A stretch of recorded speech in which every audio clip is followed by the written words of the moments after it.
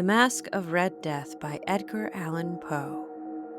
The Red Death had long devastated the country. No pestilence had ever been so fatal or so hideous. Blood was its avatar and its seal, the redness and the horror of blood. There were sharp pains and sudden dizziness, and then profuse bleeding at the pores with dissolution. The scarlet stains upon the body, and especially upon the face of the victim, were the pest ban which shut him out from the aid and from the sympathy of his fellow men. And the whole seizure, progress, and termination of the disease were the incidents of half an hour. But the Prince Prospero was happy and dauntless and sagacious. When his dominions were half depopulated, he summoned to his presence 1,000 hale and light-heart friends from among the knights and dames of his court. With these retired to the deep seclusion of one of his castellated abbeys. This was an extensive and magnificent structure, the creation of the prince's own eccentric yet august tastes. A strong and lofty wall girdled it in. This wall had gates of iron. The courtiers, having entered, brought furnaces and massy hammers and welded the bolts. They resolved to leave means neither of ingress or egress to the sudden impulses of despair or of frenzy from within. The abbey was amply provisioned. With such precautions, the courtiers might bid defiance to the contagion. The external world could take care of itself. In the meantime, it was folly to grieve or to think. The prince had provided all appliances of pleasure. There were buffoons, there were improvisatori, there were ballet dancers, there were musicians, there was beauty, there was wine. All these in security were within. Without was the Red Death. It was toward the close of the 5th or 6th month of his seclusion, and while the pestilence raged most furiously abroad, that the Prince Prospero entertained his 1,000 friends at a masked ball of the most unusual magnificence. It was a voluptuous scene, that masquerade. But first let me tell you of the rooms in which it was held. There were 7. An imperial suite. In many palaces, however, such suites form a long and straight vista, while the folding doors slide back nearly to the walls on either hand, so that the view of the whole extent is scarcely impeded. Here the case was very different, as might have been expected from the Duke's love of the bizarre. The apartments were so irregularly disposed that a vision embraced but little more than one at a time. There was a sharp turn every 20 or 30 yards, and at each turn a novel effect. To the right and left, in the middle of each wall, a tall and narrow Gothic window looked out upon a closed corridor which pursued the windings of the suite. These windows were of stained glass, whose color varied in accordance with the prevailing hue of the decorations of the chamber into which it opened. That at the eastern extremity was hung, for example, in blue, and vividly blue were its windows. The second chamber was purple in its ornaments and tapestries, and here the panes were purple. The third was green throughout, and so were the casements. The fourth was furnished and lighted with orange, the fifth with white, the sixth with violet. The 7th apartment was closely shrouded in black velvet tapestries that hung all over the ceiling and down the walls, falling in heavy folds upon the carpet of the same material and hue. But in this chamber only, the color of the windows failed to correspond with its decorations. The panes here were scarlet, a deep blood color. Now, in no one of the 7 apartments was there any lamp or candelabrum. Amid the profusion of golden ornaments that lay scattered to and fro or depended from the roof, there was no light of any kind emanating from lamp or candle within the suite of chambers.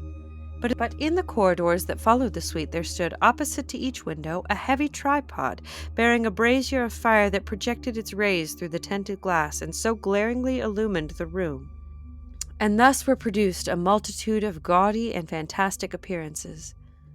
But in the western or black chamber, the effect of firelight that streamed through the dark hangings through the blood-tinted panes was ghastly in the extreme, and produced so wild a look upon the countenances of those who entered, that there were few of the company bold enough to set foot within its precincts at all.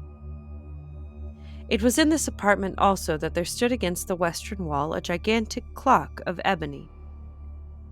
Its pendulum swung to and fro with a dull, heavy, monotonous clang, and when the minute hand made the circuit of the face and the hour was to be stricken, there came from the brazen lungs of the clock a sound which was clear and loud and deep and exceedingly musical, but of so peculiar a note and emphasis that at lapse of each hour the musicians of the orchestra were constrained to pause momentarily in their performance to hearken to the sound, and thus the waltzers perforce ceased their evolutions, and there was a brief disconcert of the whole gay company. And while the chimes of the clock yet rang, it was observed that the giddiest grew pale, and the more aged and setted passed their hands over their brows, as if in confused reverie or meditation. But when the echoes had fully ceased, a light laughter at once pervaded the assembly. The musicians looked at each other and smiled, as if at their own nervousness and folly, and made whispering vows, each to each other, that the next chiming of the clock should produce in them no similar emotion. After the lapse of 60 minutes, which embraced 3,600 seconds of the time that flies, there came yet another chiming of the clock, and then were the same disconcert and tremulousness and meditation as before. But in spite of these things, it was a gay and magnificent revel. The taste of the dukes were peculiar. He had a fine eye for colors and effects. He disregarded the decora of mere fashion. His plans were bold and fiery, and his conceptions glowed with barbaric luster. There are some who would have thought him mad. His followers felt that he was not. It was necessary to hear and see and touch him to be sure that he was not. He had directed in great part the movable embellishments of the 7 chambers upon occasion of this great feat, and it was his own guiding taste which had given character to the masqueraders. Be sure, they were grotesque. There were much glare and glitter and piquancy and phantasm. There were arabesque figures with unsuited limbs and appointments. There were delirious fancies, such as madman fashions. There was much of the beautiful, much of the wanton, much of the bizarre, something of the terrible, and not a little of what might have excited disgust. To and fro in the 7 chambers there stalked, in fact, a multitude of dreams, and these, the dreams, writhed in and about, taking hue from the rooms and causing the wild music of the orchestra to seem as an echo of their steps. And anon there strikes the ebony clock which stands in the hall of the velvet. And then, for a moment, all is still, and all is silent save the voice of the clock. The dreams are stiff frozen as they stand, but the echoes of the chime die away. They have endured but an instant, and a light, half-subdued laughter floats after them as they depart. And now again the music swells, and the dreams live and writhe to and fro more merrily than ever, taking hue from the many-tinted windows through which stream the rays of the tripods. But to the chamber which lies most westwardly of the 7 there are now none of the maskers who venture, for the night is waning away, and there flows a ruddier light through the blood-colored panes, and the blackness of the sable drapery appalls. And to him whose foot falls upon the sable carpet, there comes from the near clock of ebony a muffled peal more solemnly emphatic than any which reaches their ears who indulge in the more remote gaieties of the other apartments. But these other apartments were densely crowded, and in them beat feverishly the heart of life, and the revel went whirlingly on until at length there commenced the sounding of midnight upon the clock. Then the music ceased, as I have told, and the evolutions of the waltzers were quieted, and there was an uneasy cessation of all things as before. But now there were 12 strokes to be sounded by the bell of the clock, and thus it happened, perhaps, that more of thought crept, with more of time, into the meditations of the thoughtful among those who revelled. And thus, too, it happened, perhaps, that before the last echoes of the last chime had utterly sunk into silence, there were many individuals in the crowd who had found leisure to become aware of the presence of a masked figure which had arrested the attention of no single individual before. And the rumor of this new presence having spread itself so whisperingly around, there arose at length from the whole company a buzz, or murmur, expressive of disapprobation and surprise, then, finally, of terror, of horror, and of disgust. In an assembly of phantasms such as I have painted, it may well be supposed that no ordinary appearance could have excited such sensation. In truth, the masquerade license of the night was nearly unlimited, but the figure in question had out-Heroded Herod, and had gone beyond the bounds of even the prince's indefinite decorum. There are chords in the heart of the most reckless which cannot be touched without emotion. Even with the utterly lost, to whom life and death are equally jests, there are matters of which no jest can be made. The whole company indeed seemed now deeply to feel that, in the costume and bearing of the stranger, neither wit nor propriety existed. The figure was tall and gaunt, and shrouded from head to foot in the habiliments of the grave. The mask which concealed the visage was made so nearly to resemble the countenance of a stiffened corpse that the closest scrutiny must have had difficulty in detecting the cheat. And yet all of this might have endured, if not approved by the mad revelers around. But the mummer had gone so far as to assume the type of the Red Death. His vesture was dabbled in blood, and his broad brow, with all features of the face, was besprinkled with the scarlet horror. When the eyes of Prince Prospero fell upon this spectral image, which, with a slow and solemn movement, as if more fully to sustain its role, stalked to and fro among the waltzers, he was seen to be convulsed, in the first moment, with a strong shudder either of terror or distaste, but in the next, his brow reddened with rage. "Who dares," he demanded hoarsely of his courtiers who stood near him, "who dares insult us with this blasphemous mockery? Seize him and unmask him, that we may know whom we have to hang at sunrise from the battlements." It was in the eastern or blue chamber in which stood the Prince Prospero as he uttered these words.